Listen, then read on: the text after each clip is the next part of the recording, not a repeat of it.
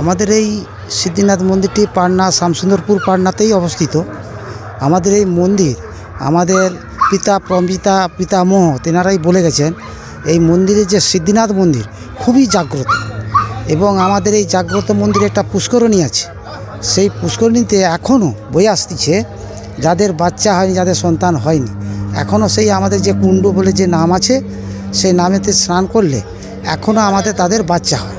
এবং আমাদের যে সিদ্ধিনাথ মন্দির প্লাস আমাদের এখানে আবার একটি শনি মন্দির হয়ে গেছে।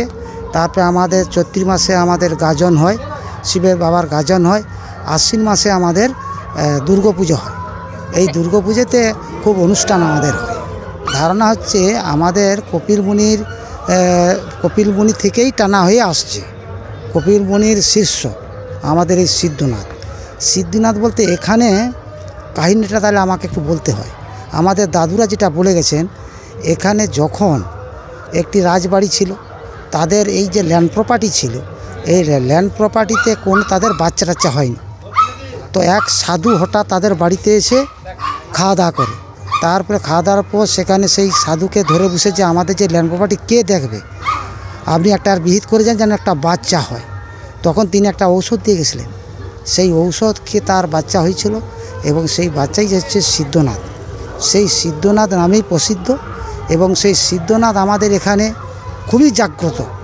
সেই সিদ্ধনাথকেই আমরা মহাপুরুষ বলেই মেনে আসছি, এবং আমাদের এখানে বহু মানুষ যারা তার নামে অনেক কিছু যে তার মানত করে, সেই মানতগুলো তাদের সবই ফলে যাচ্ছে। এখনও পর্যন্ত বয়ে আসতেছে আমাদের এখানে সিদ্ধিনাথের চেয়ে। আপনার নাম?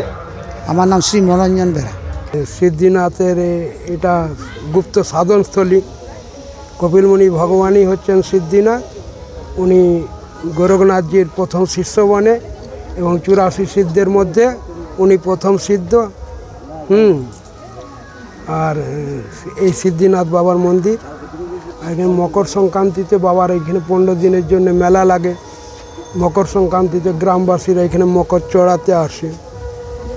এটা পরম্পরা হয়ে আসছে অনেক দিন থেকে, 800 বছর পুরনো। বাবা সিদ্ধিনাথ গুপ্তরূপে সাধনা করছিলেন। সেই সময় এটা জঙ্গলের মতন ছিল, এখানে কোনো বস্তি ছিল না। আর সাধনা করতে করতে এই যে এখানে কুণ্ডু রয়েছে, সিদ্ধি কুণ্ডু, এই কুণ্ডে ওনার এখানে ক্রীড়া সংস্কার হয়, এবং এখানে এই কুণ্ডের মাহাত্ম্য দিনের দিন বাড়তে থাকে।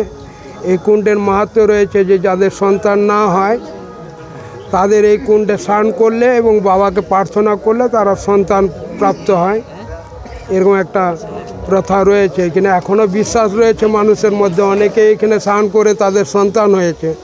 এই জন্যে এই জায়গাটার এত মাহাত্ম্য। এই কুণ্ডটা, এই কুণ্ডের নামে, এই সিদ্ধিকুণ্ডের নামে এই গ্রামের পূর্বে নাম ছিল সিদ্ধিকুণ্ড পাটনা।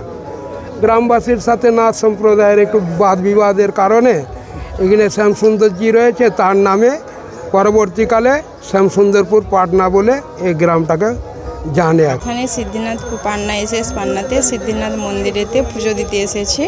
মায়ের এই মকর সংক্রান্তির উপলক্ষে পুজো দিতে এসেছে। কোথা থেকে এসেছে?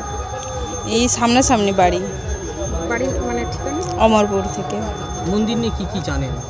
মন্দির নিয়ে এখানে প্রচণ্ড যেটা সবাই বলে আর কি, যেটা মানুষের বিশ্বাস বা আছে, প্রচণ্ড জাগ্রত আছে, এটা জানি। বিশ্বাসের অনুপাতে আমরাও পুজো দিতে এসেছি, যেহেতু আমার মানসিক আছে তার জন্য পুজো দিতে এসেছি। হ্যাঁ, শুনেছি, অনেকে বলেছে যে হ্যাঁ, না হলে সন্তান এখানে চান করে পুজো দিয়ে মায়ের বিশ্বাস যেটা হয় সেইভাবে করলে সন্তান হয়, শুনেছি যেটা। আপনার নাম? কল্যাণী মহাকুর।